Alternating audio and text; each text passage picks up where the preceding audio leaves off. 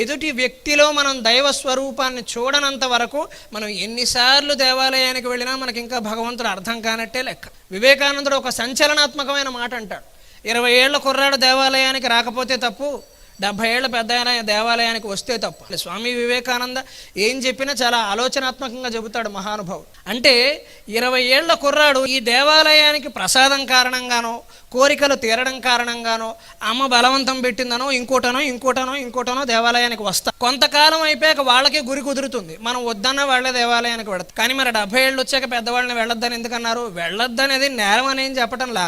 ఈ 50 ఏళ్లలో ఇంకా దేవాలయంలో మాత్రమే భగవంతుడు ఉన్నాడా, మనలో లేడా, మన ఇంట్లో లేడా, మన పూజ గదిలో లేడా, ఈ ప్రయత్నం మనం చేయాలి. అంటే 70 ఏళ్ళు వచ్చాక కూడా దేవాలయంలో మాత్రమే దేవుడు ఉన్నాడు అనుకోవద్దు, అంతటా నిండి ఉన్నాడు. దేవాలయంలోనూ ఉన్నాడు, మనలోనూ ఉన్నాడు, ఎదుటి వ్యక్తిలో కనబడుతున్నాడు, మన ఇంట్లో కనబడుతున్నాడు, మన పూజ గదిలో వ్యక్తమవుతాడు.